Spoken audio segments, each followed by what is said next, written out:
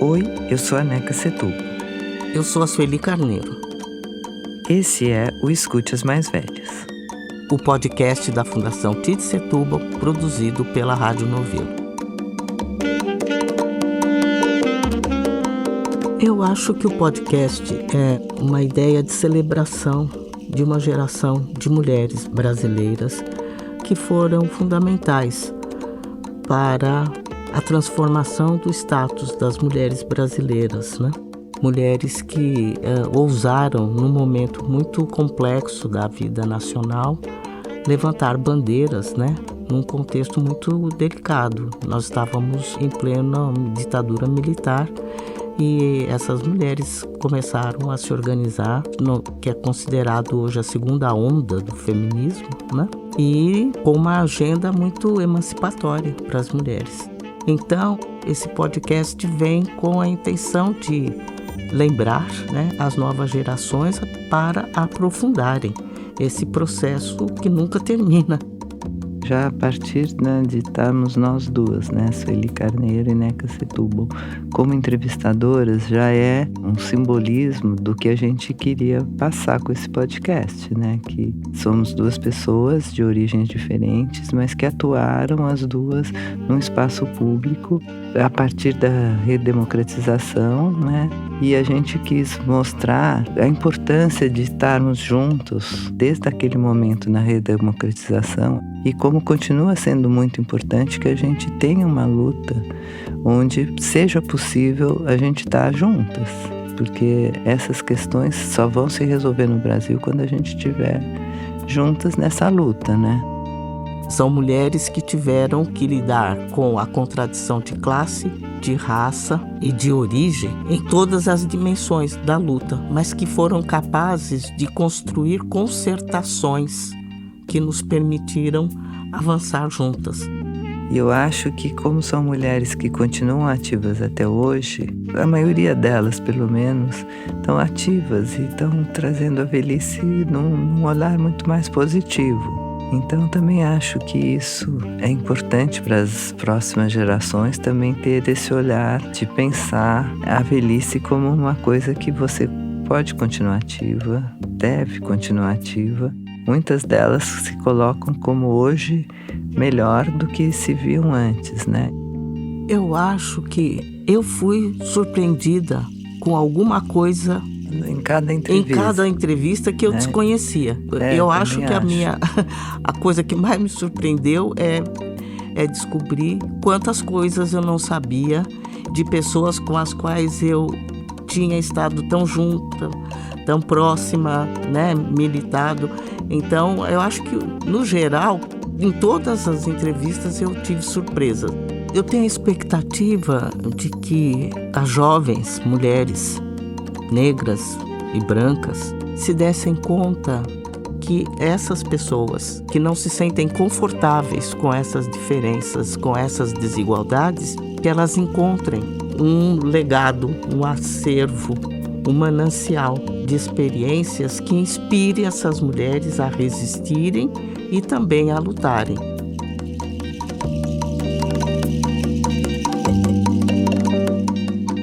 Nesse episódio nós conversamos com a Branca Viana e essa temporada nós vamos ter 13 episódios. Em cada um deles nós vamos entrevistar uma mulher extraordinária. Os episódios serão publicados sempre às terças-feiras. Bom, chegou a hora de escutar as mais velhas.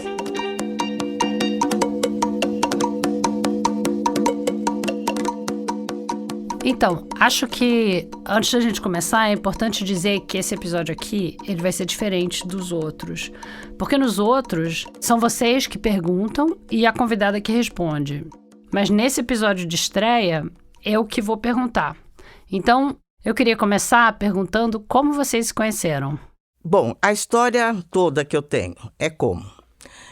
Um belo dia eu recebo um telefonema de um rapaz negro que se apresentou: Sueli, eu sou o Guimé. Eu participei do projeto Rappers, do Guelé 10, eu era rap naquela época, e eu fiz ciência política. Há mais de 10 anos eu trabalho na Fundação TID Setúbal.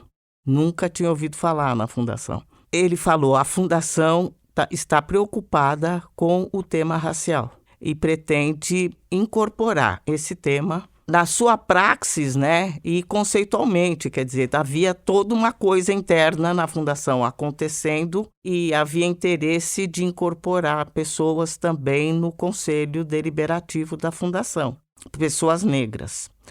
E ele estava me consultando se eu aceitaria. Eu não sabia nada da fundação. Aí ele falou que era presidida pela Neca Setúbal. Eu falei, mas ela não vai aceitar que eu vá, porque eu me lembro que ela fez campanha da Marina Silva e eu naquele momento era contra a Marina Silva, porque a Marina Silva era contra as cotas raciais nas universidades. Eu falei, você tem certeza que você já conversou com ela sobre o meu nome? Aí ele falou, não, a Neca sabe. Eu falei, puxa, essa Neca é maluca mesmo.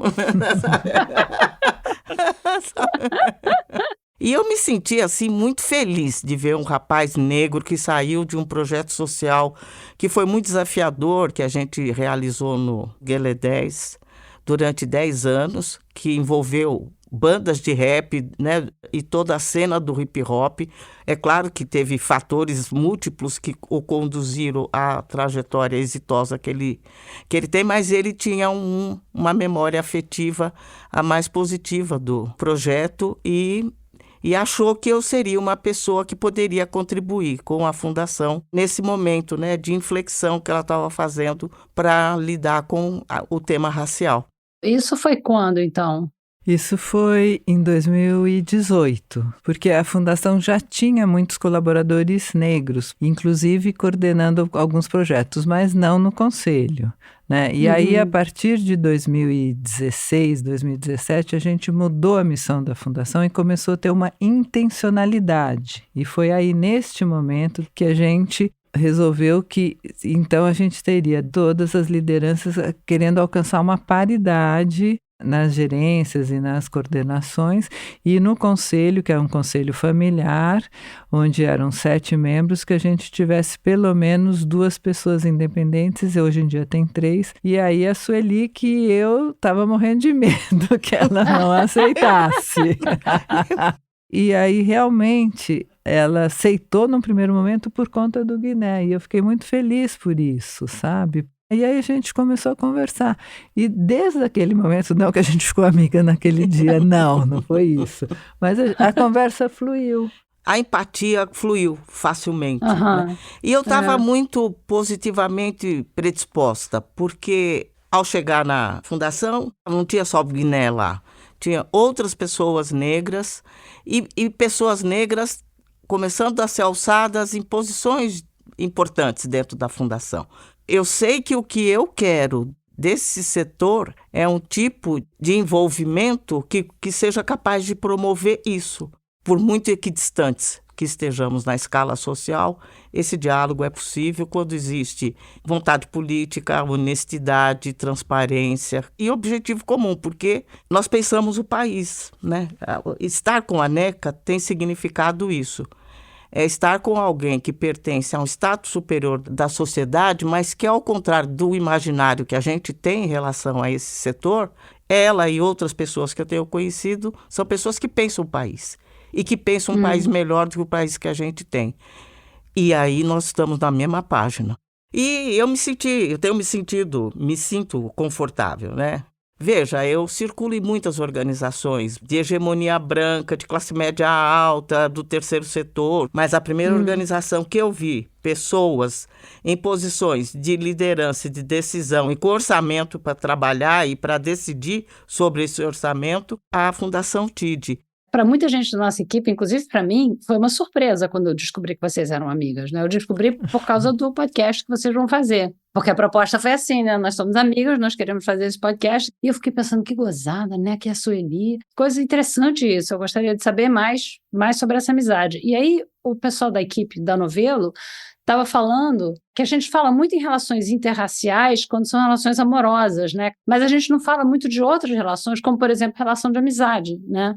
interracial, entre classes, entre raças, entre pessoas, como você falou, Sueli, que vêm de mundos tão diferentes, né? E eu queria saber como isso funciona para vocês, se vocês já pensaram nisso ou não, ou se nem passa pela cabeça de vocês com relação à amizade de vocês. É engraçado, né? Porque a gente foi construindo, foi uma coisa natural. Pelas reuniões de conselho, a Sueli também acabou entrando mais dentro dos projetos e tal, então ela foi ficando muito próxima na fundação. E a gente foi construindo essa relação, porque tinha reunião de conselho e a gente ia almoçar juntas. Depois nós duas, às vezes, só, vamos almoçar, fui na casa dela, aí vamos tomar uma cerveja. E a gente é muito da mesma idade, exatamente da mesma idade. Vocês têm exatamente a mesma idade? 6 meses de diferença, sei lá. Não, é um alívio ter uma pessoa da mesma idade. Eu acho que tem esse isso. conforto. Porque é isso, porque a gente também anda com gente muito mais nova do que a gente. Exatamente. E tem coisas... No trabalho, né? No trabalho. Como a gente trabalha muito, eu particularmente só trabalho. Eu não sou uma pessoa de vida social. É mesmo? Não, nem um pouco. E também não sou uma pessoa muito agradável. Não sou uma pessoa que gosta facilmente de outras. O trabalho é que orienta, inclusive, muito as minhas relações. Nós sempre estamos juntas, mas nós estamos envolvidas em alguma coisa. Né? Ontem nós estávamos no lançamento de um projeto lindo de pesquisadores negros que estão realizando pesquisas na área de raça e clima. A gente esteve junto nisso, no desenho, em colocar o edital disso na rua. Então, o trabalho organiza muito a nossa relação. E as memórias compartilhadas de uma geração que sonhou um país e que foi vitoriosa num determinado momento e que está assistindo retrocessos apavorantes. Então, isso nos conecta muito. E tem isso um pouco de geracional, porque eu ainda continuo trabalhando, Sueli também, nas nossas idades. Posso perguntar quantos anos vocês têm? Claro, eu tenho 73. Ela é caçula, ela é caçulinha. Eu já tenho ela é 74. Mais nova que você. Sei. E tem um gap, as pessoas são muito mais jovens, quase que entra para a sua idade. Né? Vai da nossa idade para a sua, então fica um gap, assim, são poucas pessoas que a gente tem da nossa idade. E que continuam nesse mesmo pique. Que continua no pique nosso, então a gente acaba se juntando muito. E para além disso, aí a gente acaba, claro que o trabalho é o que nos liga mais, mas aí a Sueli foi passar uma semana nos Estados Unidos, eu não aguentei, aí fiquei uma semana com ela lá, então, para além do Você trabalho... Você não aguentou, falou, vou também. Vou também, fiquei uma semana lá. Então tem uma coisa afetiva que também... Não, e foi um alívio, meu Deus. Que também nos une para além do Sei. trabalho, porque você vai construindo uma relação afetiva Mas junto. sabe o que é estar no Texas 6 meses, né? E aparece, alguém aparece, entende, do seu país falando a sua língua, estranhando o inglês que aquela gente fala. O inglês estranho e a comida estranha também. Que quase me matou aquela comida, sabe? Comida do Texas é estranha. Eu falei, gente, ainda tem alguém que, sabe, se desaba daquele país lá embaixo, entendeu? Para socorrer uma alma perdida aqui nesse universo texano aqui. Eu fui descobrir, por exemplo, na biografia dela, que a minha filha estudou numa escola que ela fundou, sabe assim? É incrível isso. Olha só, e conecta mais ainda. Né? Não, aí no mesmo ano ela perdeu a mãe e eu perdi meu pai, sabe assim? Tem umas coincidências estranhas, como diz, tem gente que diz que coincidência não existe, sei lá, tem algum encontro né, mítico aí, tem alguma coisa né, espiritual aí. Um encontro intelectual, um encontro afetivo.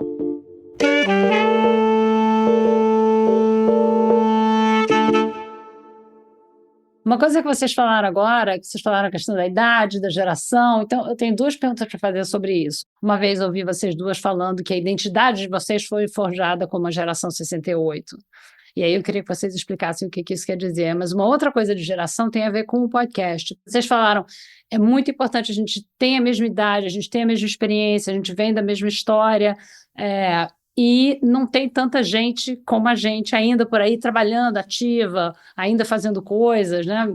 Então, eu queria saber se a vontade de fazer esse podcast tem alguma coisa a ver com isso, e se vocês puderem explicar um pouco. Quem teve a ideia? De onde veio?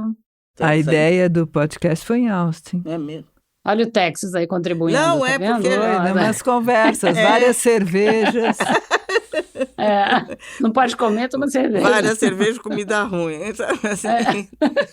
Dá boas ideias. E boas ideias. Mas aí vocês tiveram a ideia, porque viram algum podcast parecido, ou só ficaram pensando, puxa, eu queria tanto conversar com fulana, beltrana, como é que vocês eu lembram? estava mobilizada, porque eu estava também dando um curso lá, sobre epistemologias feministas negras. Mas o curso estava o tempo todo orientado para resolver um incômodo, que na academia se trabalha com o tema do feminismo negro, um tema acadêmico, mas que pouco conversa, dialoga com as causas, as lutas que fomentaram esse tema como objeto de estudo. As coisas não começam assim, da proposição acadêmica para o real. Não, o real engendra, e o real feito das lutas das mulheres que engendrou essa categoria que hoje está aí, né, sendo tão trabalhada no plano acadêmico.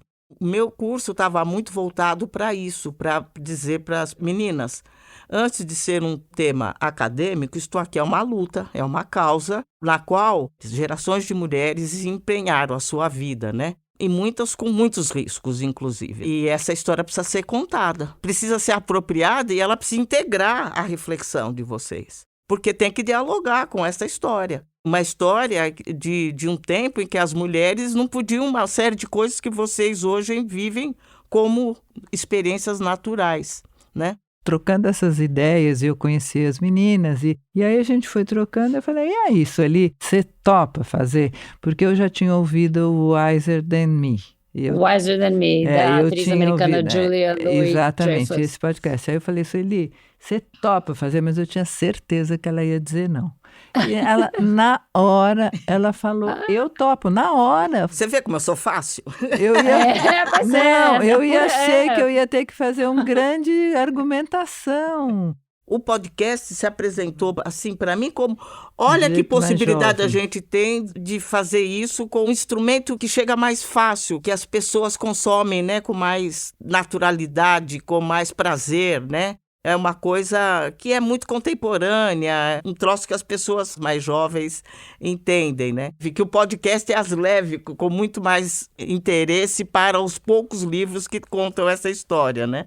Eu estou muito feliz da gente ter conseguido. Atende, eu acho que é oportuno e, sobretudo, homenageia, né, uma geração valorosa, cuja memória precisa ser e ouvindo, preservada. Né, Branca, ouvindo essas mulheres, é incrível, né? Assim, pensando como foram corajosas, né? O trabalho todo, incrível trabalho. Você falou que você se inspirou, né, nesse podcast Wiser Than Me, que é um podcast de muito sucesso, que é a Julia Louis-Dreyfus, que tem mais ou menos a minha idade. Eu tenho 62, eu acho que ela tem 60, por aí, 61.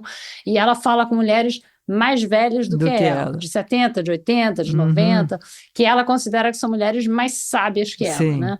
A gente nunca poderia chamar esse podcast de mais sábias que eu, porque não é o caso. Vocês estão para ali com as pessoas, com as pessoas que vocês estão entrevistando. Somos parte da história. Da mesma geração, exatamente, mais ou menos. Mas eu queria saber que tipo de mulheres vocês tinham pensado, assim, antes de pensar nos nomes, vocês pensaram que tipo de mulher a gente quer conversar ou vocês pensaram primeiro nos nomes? Nós pensamos inicialmente nas mulheres que construíram a luta de emancipação que as mulheres travaram na segunda onda feminista, né? A partir da Constituinte, e o Marco né? era a Constituinte. Marco foi a Constituinte, né? São mulheres que, de um jeito ou de outro, através até das artes, do ativismo mesmo feminista, né? Porque tem todos esses perfis, né?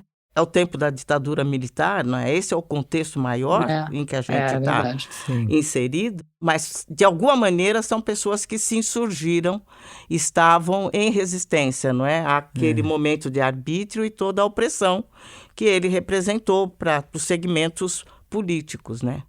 Porque no podcast vocês têm pessoas da academia, vocês têm pessoas do ativismo, da militância, tem pessoas da área de letras, pessoas da área de música, tem mulheres de várias áreas. Literatura, mas elas têm em comum, tem isso, né? E atuaram a partir da Constituinte no espaço público, exatamente. Né? São pessoas que estavam em situações bem díspares, né? Socialmente, na inserção mesmo da atividade pública, né? conectadas pelo momento político e atravessadas também pela experiência do movimento estudantil. Vocês são pessoas públicas, todas as duas, e vocês estão acostumadas a dar entrevista, né? Como é que foi virar entrevistadora, assim, tá do outro lado da mesa? Eu gostei muito, essa ali também, eu acho. Eu prefiro muito mais. A gente gostou. A gente gostou, assim... Não, muito melhor. Foi engraçado. Muito melhor é boa. Que a gente até combinava um pouco as perguntas, mas fluía tão fácil. Foi bom. O jogo aqui entre nós duas, que foi gostoso. Achei bem gostoso, sabia? Então... Primeiro porque são pessoas que a gente ama, que a gente admira. Então é fácil, né? Eu babei em cima de algumas, porque tem mulheres que eu realmente... Quem, por exemplo? Uma Benedita da Silva, por exemplo, eu acho que ela é só a maior de todas nós mulheres negras. Nossa, eu fiquei emocionada em muitas entrevistas, Branca. Ver as histórias da onde que elas, a origem delas e tudo que elas superaram e aonde elas chegaram são maravilhosas, né? Então acho que assim, muito incrível, muito, muito maravilhoso. E outras, por exemplo, como Schumacher. Schuma super didática, incrível, a entrevista dela. Um baluarte do feminismo, né? Jaqueline. É uma enciclopédia, né? Jaqueline Pitangui, ela tem a dignidade, né, de uma rainha, né? Ela é toda altiva, né? No melhor sentido que isso pode ter, né? Então, todas elas, de um jeito ou de outro, expressando isso, né? Essa grandeza, né? Grandeza como seres humanos, generosas pelas escolhas que fizeram. Então, foi um momento de... Que acerto nosso, né? Eu não sei se foi bom para ela, mas para nós foi ótimo, nós né? Foi ótimo, é isso. Não, eu acho que elas gostaram muito. A sensação que elas saíam muito felizes também da entrevista. Eu acho que sim, porque eu acho que elas têm também essa mesma sensação que a Sueli estava falando, de que a história não foi contada, não foi recontada, e de que as feministas mais jovens não necessariamente conhecem, pelo menos não em tanto detalhe, em tanta riqueza, tanta textura, a história dessas mulheres, dessas outras feministas que vieram antes delas, né? É isso que eu quero crer. O sentimento que cada uma de nós provoca na outra, que as meninas também venham, as meninas, as jovens de hoje, venham a compartilhar disso, né? Desse valor, né? Extraordinário que está por trás de tudo isso e que elas são herdeiras, né? E que elas possam acreditar que vale a pena, né? Esse compromisso, né? Vocês acham que vocês saíram diferentes dessas conversas? Eu tenho certeza que eu saí. Algumas delas, Brancas, eu não conhecia nada. Por exemplo, a Schuma, que eu achei incrível. 3 que eu não conhecia nada. A Schuma, a Diva e a Helena Teodoro. Essas 3, por exemplo, eu não conhecia nada das histórias delas, né? E a gente está falando aqui da Schuma Schumacher, da Diva Moreira e da Helena Teodoro. Só para os ouvintes saberem, exatamente, né? Então, assim, eu fiquei assim, impactada por cada uma delas. Eu acho que eu saí diferente, eu acho que sim. E você, Sueli? Eu saí feliz. Uma sensação de uma ideia realizada e uma ideia que eu quero acreditar que todas nós que participamos temos motivos para celebrar, porque a gente quer que ela vá para o mundo, porque esse conjunto de mulheres, com as suas histórias únicas, extraordinárias, é um patrimônio cultural, um patrimônio político, um patrimônio emancipatório que as mulheres brasileiras têm. Se eu fosse uma garota, eu abraçaria esse patrimônio e cuidaria disso muito bem cuidado e revisitaria sempre. E cada vez que ficasse difícil, eu voltaria, sabe? Para ouvir uma ou outra, para que a coragem da luta fosse fortalecida. É alguma coisa que toda menina, estou falando de você, né, Branca? Toda menina. Eu só tenho 10 anos menos que vocês, então todas as filhas das nossas... Tem a nossas... Ashley aí com vocês, nossos filhos e filhas. Que seja um material que seja inspirador para as novas gerações. Sabe que uma das coisas que eu acho muito bonita, com a Sueli eu já aprendi isso também, mas Com várias delas, eu acho bonito um lado que elas várias colocaram, que é trazer tanto as questões do samba, da música, do candomblé. É muito bonito o jeito que elas trazem. Então, eu acho que isso é um outro olhar que elas vão trazendo de uma forma muito natural, como isso vai integrando na academia, na vida delas, como elas trouxeram isso das suas histórias de origem. É tão bonito como isso vai trazendo da mãe, da avó, do pai. É muito bonito como isso integra na vida e como elas vão trazendo isso de uma forma do seu saber e tal. É muito bonito isso. Então você acha que vai ter só aquele discurso, né, mais do ativismo feminista, e de repente elas trazem este lado, sei lá, mais espiritual, mais do samba, mais da música, integrado com o discurso feminista, com o discurso acadêmico. Eu achei tão bonito isso, sabe? Eu gostei muito dessa parte, isso me surpreendeu. E você, Sueli, teve alguma coisa que te surpreendeu, assim? É bem interessante, porque a gente começou conversando sobre coincidências, similitudes, né, de processos que pessoas tão díspares, né, como eu e Neca, estiveram presentes na nossa trajetória, né? Mas foi muito curioso também quão similar foram os caminhos traçados por algumas mulheres, a experiência delas fora, como foi parecida, a coisa de administrar os filhos num lugar internacional, a coisa do como voltar para a educação depois de ter realizado casamentos que faziam parte inegociável do processo das mulheres de uma determinada geração e de uma determinada classe. Muitas apresentaram histórias semelhantes, né, em relação aos casamentos, à maternidade, às escolhas acadêmicas e intelectuais, a coisa de acompanhar os maridos, né, que estavam fazendo os seus processos de desenvolvimento de carreira no exterior. Então, várias situações que diferentes mulheres, e até geograficamente distantes, acabaram tendo uma mesma experiência, sobretudo no plano internacional. Foi muito interessante, detalhes da biografia da Jaqueline Pitangui, porque eu morei com a Jaqueline Pitangui quando nós estávamos, né, no Conselho Nacional dos Direitos da Mulher, e detalhes que eu desconhecia. Ela sendo filha temporão, por isso recebeu uma educação inusitada, pela preocupação dos pais de que não ia poder acompanhá-la, né, por muito tempo. Então, construíram toda uma estratégia de torná-la emancipada, né, entre aspas, assim, autônoma, né, para que ela pudesse encarar o que quer que viesse com independência, autonomia, experiência que talvez explique um pouco a personalidade também, né, tão extraordinária, né, ela apresenta coisas bem diferentes.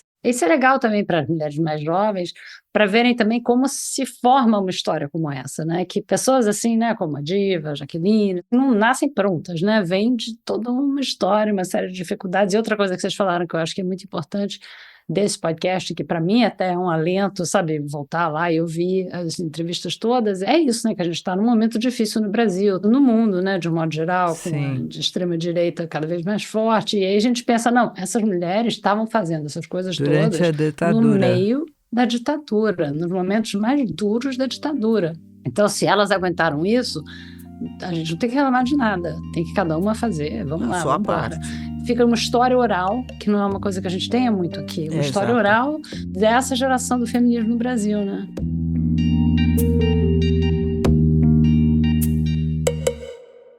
Mas eu queria saber agora, como é que o feminismo entrou na vida de vocês? Eu vou falar porque eu acho que o feminismo para mim veio muito tardiamente. Eu começo a atuar na área de educação por muitos anos e o meu foco sempre foi muito justiça social, sabe? Para mim, a questão das desigualdades, da justiça social. Então, eu vou atuar na educação pensando na questão da educação pública, nas desigualdades educacionais, e isso foi indo por muitos e muitos anos. Eu lembro que eu trabalhei no Unicef um tempo e morei em Bogotá 1 ano e meio, e eu era representante do Unicef para América Latina e Caribe, e tinha muita questão de gênero em vários países da América Latina, e olha o absurdo meu. Eu falava, bom, no Brasil a gente não tem esse problema. Isso no final da década de 90. Olha que horror. Eu juro que eu pensava isso. E eu só vou me apropriar dessa questão do feminismo quando eu crio a Fundação Tia de Setúbal, que eu começo a atuar na periferia. 2006. Então aí eu começo a ter esse olhar, porque aí era um espaço muito machista da periferia. Então a gente tinha um espaço lá em São Miguel Paulista, que é um bairro da Zona Leste, um clube que só tinha meninos. Então aí eu começo a ter um foco muito de atuar, de colocar as meninas. Tinha um programa Menina Mulher, enfim. Aí eu entro já desde esse começo muito com esse foco com meninas e pensar a questão das mulheres e tal, mas isso foi em 2006, olha que absurdo.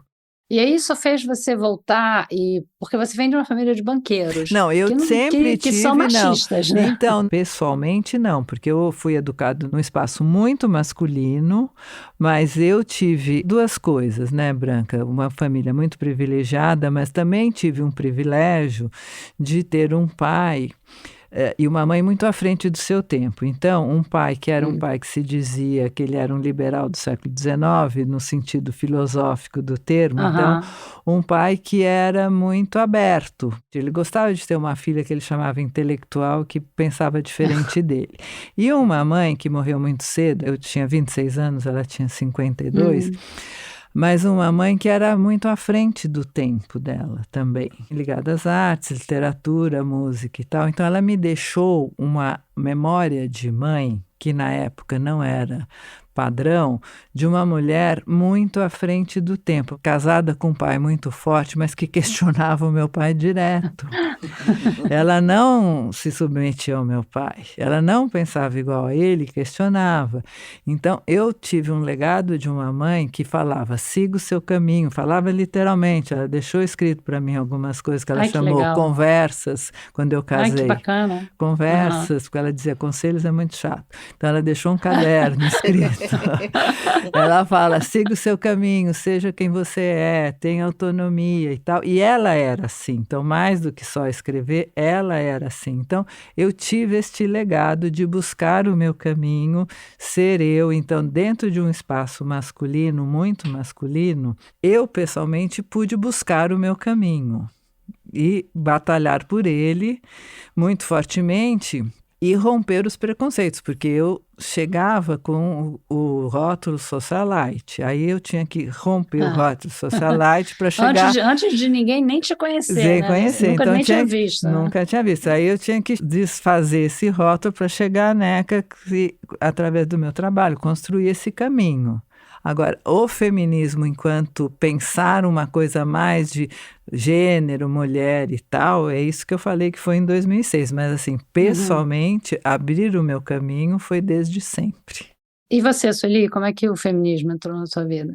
Eu venho de uma experiência, desde a infância, de sofrer as duas questões, o racismo e o sexismo. O racismo, eu digo sempre, o rito de passagem para uma criança negra, né, para enfrentar o racismo que está na sociedade, é entrar na escola. Então, é impossível entrar para a escola e não ter que se deparar imediatamente com inúmeras situações de discriminação racial. E isso é o tipo da coisa que, desde os 6 anos de idade, eu passei a viver. E a questão da opressão da mulher é uma coisa também que vem de dentro de casa, né? Eu tinha um pai que era um provedor, embora fosse um homem pobre, com um salário modesto, mas ele sustentava 7 filhos e ele entendia que ele era a luz, a razão, né? O status de uma mulher para ele era relativo ao homem que ela tinha ao seu lado. Ele sempre investiu que os filhos tinham que se educar, que tinha que ter escola, que não sei o quê. mas ele nunca acreditou que uma mulher pudesse valer a mesma coisa ou mais do que um homem. Com certeza ele não tinha essa opinião, né? Sim. Tinha coisas que era natural para ele no comportamento masculino e não no feminino. Quer dizer, coisas que os seus irmãos podiam fazer e você não podia? Ah, sim, não. E era uma moral rígida, muito católico. Minha mãe também era religiosa. A moral do catolicismo era a moral que imperava, né? Mulheres tinham que se comportar de uma determinada maneira e, se não o fizesse, elas corriam riscos, né? Inclusive de sofrer algum tipo de corretivo. Desde que eu comecei a entender essas assimetrias, eu me tornei uma pessoa bastante revoltada e cresci assim, mas eu não sabia que essa indignação era objeto de uma luta política. Isso é que faz a transição da gente, né? Meus pais tinham consciência racial, mas também não eram politizados ao ponto de pertencerem aos movimentos negros, por exemplo. E minha mãe dizia para as meninas para não dependerem de homem para nada, que era como ela explicava a condição de opressão que ela vivia. E ela usava uma frase recorrente, ela dizia: não dependa de homem para comprar suas calcinhas, sabe assim? Então, olha só. Então isso era uma coisa que acompanhou, né, a todas nós, as 4 meninas. A insurgência dela foi impedir que a gente se tornasse donas de casa, sabe? Vão estudar e vão fazer qualquer outra coisa que não seja isso. E a maioria de nós somos péssimas donas de casa, diga-se de passagem. Então, além do quê? De propósito, né? De propósito, para ninguém mandar você cozinhar, porque não sabe cozinhar mesmo. Nossa Senhora, somos horrorosas. Só salvava uma, coitada, que foi a que a gente já perdeu e que cuidava da gente no Natal, não sei o quê, porque foi a única que aceitou. Que tinha gosto. Que gostava, que gostava por prazer. É quando eu entro na universidade que eu vou descobrir que existem esses 2 movimentos sociais, movimento negro e movimento feminista. E aí eu entendo. Eu falei, era disso, né, que se tratava o tempo todo, né, sabe assim? E aí eu começo a frequentar, né, movimento negro, movimento feminista, mas eu acho que meu brevet mesmo, né, de feminista eu vou tirar com a Lélia Gonzalez. Quando eu vejo a Lélia pela primeira vez, o raio, né? Assim, abriu a minha cabeça, eu falei, entendi tudo, agora eu sei o que eu vou fazer. E aí o tipo de engajamento específico que eu iria fazer, porque tinha o movimento negro, tinha o movimento feminista, mas eu entro nessa outra vertente que é o movimento de mulheres negras, e é aí que eu construo a minha trajetória mesmo, que era o que eu descobri que queria fazer. E aí a Lélia é a Lélia Gonzalez, só para a gente explicar aqui para os ouvintes. Você conheceu ela como? Ela foi sua professora? Ou... A primeira vez que eu a vi foi num evento feminista organizado pelas feministas paulistas. Ela é mineira de nascimento, mas era radicada no Rio de Janeiro. E a primeira vez que eu a vi foi num seminário que as feministas paulistas organizaram. E eu fui porque eu estava circulando na cena feminista. E aí ela era a única mulher negra na mesa desse seminário. E depois que ela falou, nada mais precisava acontecer. Era bastante, porque ela tinha esse carisma, esse tipo de luz, né? Tocou mente e coração, né? E foi, assim, um momento de revelação para mim. E dali para frente eu comecei a perseguir aquela trilha, né, do que é a organização política específica das mulheres negras, o que é o protagonismo, do que é o feminismo de mulher negra, como ele se constrói a partir de experiências tão diferentes como a Neca citou, né, como que passa pela questão cultural, né, que passa pela questão religiosa, como esse feminismo negro vem articulando experiências que estão também enraizadas na nossa identidade, né? Na nossa ancestralidade. Então, esse é o começo. E depois o resto é história. Só falando que acabou de ser relançado um livro da Sueli Carneiro sobre Lélia Gonzalez. Mas é um livro que ele compõe uma coisa maior, que foi um projeto enorme realizado pela REDE, sob a liderança da Chuma Schumacher, em parceria com o Banco do Brasil. É um projeto grande que foi composto de uma exposição, de vídeos, e o livro compõe esse conjunto de itens, né, que o Banco do Brasil e a Redé organizaram em torno da pessoa de Lélia. Esse projeto é de 2014. Foi um trabalho coletivo realizado, sobretudo, pelo grupo de pesquisa sob a liderança da Schuma, que já tem essa tradição. A Schuma já tinha feito outros trabalhos sobre mulheres negras, fez o Pequeno Dicionário, fez outras obras, e ela me convidou para assinar esse retrato da Lélia, né? Porque é um livro que é um retrato, e em que a ênfase que a gente quis dar foi nesse protagonismo político mesmo da Lélia, né? Porque já naquele momento tinha a intenção de valorizar essa dimensão, porque atualmente tem todo um resgate importantíssimo, né, do valor acadêmico, intelectual, do trabalho, da reflexão da Lélia, mas muitas vezes obscurece a relevância dela na cena nacional e internacional do feminismo, porque ela foi uma expressão. Tanto é que ela foi homenageada em Beijing, por exemplo, né? Na conferência. E a Angela Davis fala dela, né? Então, a necessidade de repor essa figura inspiradora, né, política, que foi, por exemplo, assessora do gabinete da vereadora Benedita da Silva, que as pessoas não sabem, que ela e Bené estiveram juntas na Conferência sobre a Mulher de Nairobi, em 85, que ela criou a Unizinga, uma organização de mulheres negras que inspirou várias outras, inclusive a minha, né? O Gueledés, que esteve em partidos políticos e questionou a postura de partidos políticos em relação à questão racial, que escreve uma carta pública para o atual presidente Lula, não é?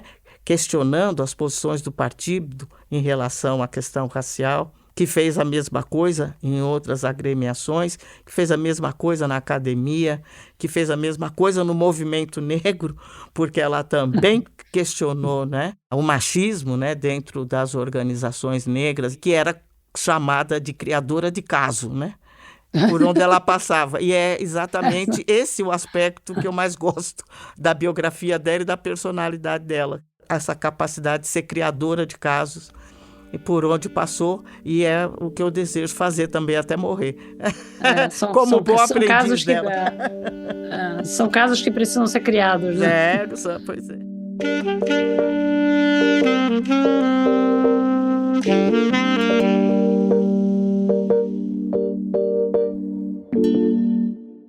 Uma última pergunta aqui para vocês, essa questão do áudio, né? Porque isso é um podcast, vocês duas já fazem conferência, participam de seminário, dão entrevistas, vocês já participaram de documentários, escreveram livros, então, mas é a primeira vez que vocês trabalham só em áudio, né? É diferente, não é? Como é que foi? Teve alguma surpresa?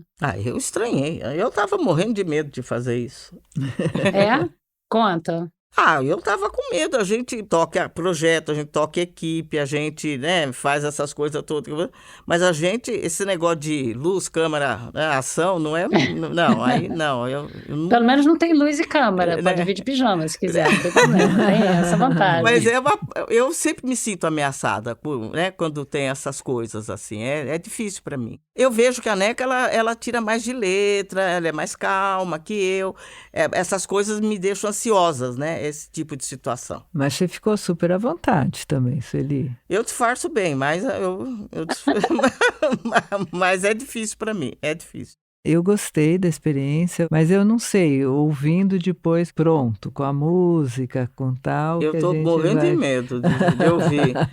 Pra ver. Vocês estão apreensivas? Eu nunca consigo ouvir uma entrevista que eu dei, ver um vídeo em que eu apareço, porque eu começo a morrer de vergonha. Então, é verdade, é muito desconfortável para mim. É por isso que eu escrevo. Não é porque eu tenho talento ou porque eu tenho vocação. É o imperativo de falar.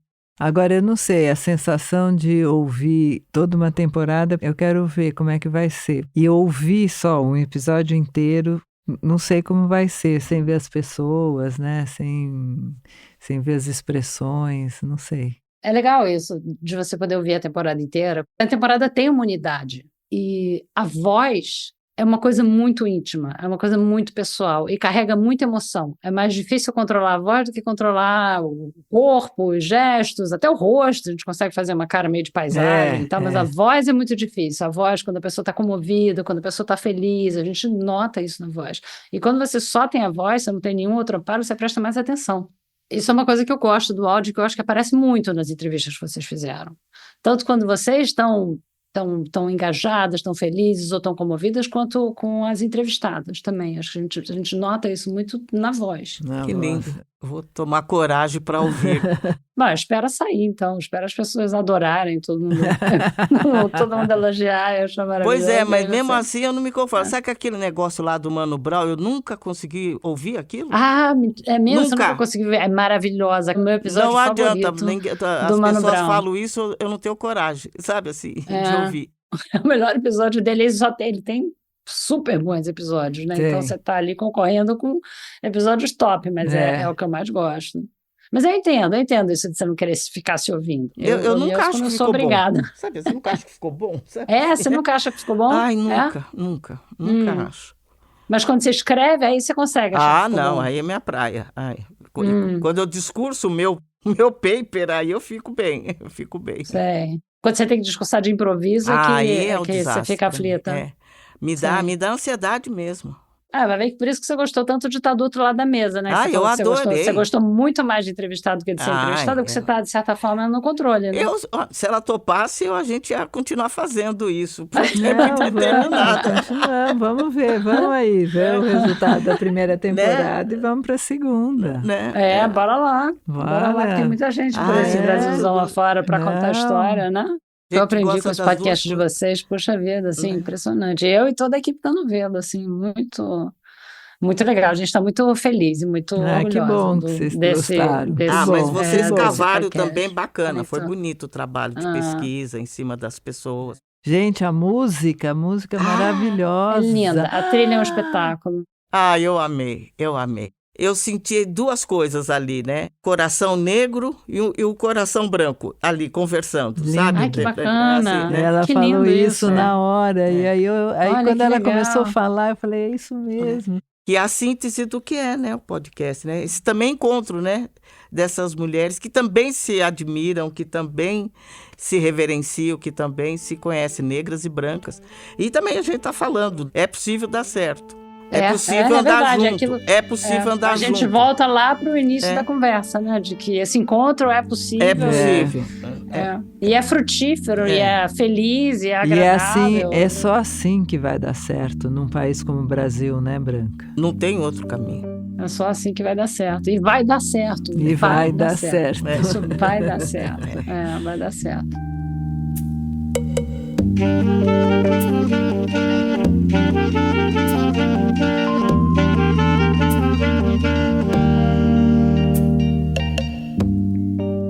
Obrigada por ouvir o Escute as Mais Velhas. Siga o podcast no seu aplicativo de áudio favorito para não perder nenhum episódio. Nas redes sociais da Fundação TID Setúbal, @Fundação TID, e da Rádio Novelo, @Rádio Novelo, você pode repercutir o podcast, deixar comentários, elogios e críticas sobre as entrevistas.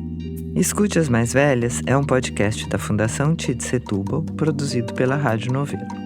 A coordenação e produção são da Ashley Calvo. A direção criativa é da Paula Scarpim e da Flora Thompson-Devon. A direção executiva pela Rádio Novelo é da Marcela Casaca. A edição executiva é da Natália Silva e a gerência de produto é da Juliana Jäger. A montagem desse episódio é da Luísa Silvestrini e a sonorização e mixagem são da Mariana Leão. A trilha sonora original é da Estela Nesrini. O desenvolvimento de produto e audiência é da Bia Ribeiro, com apoio de Isabel de Santana. A identidade visual é da Larissa Ramos. A coordenação de ilustração e design é do Gustavo Nascimento. E a análise administrativa e financeira é da Tainá Nogueira. Essa entrevista foi gravada no Estúdio Trampolim, em São Paulo. A gerente de comunicação da Fundação TID Setúbal é a Fernanda Nobre. Eu sou Neca Setúbal. Eu sou Sueli Carneiro. A gente se encontra no próximo episódio.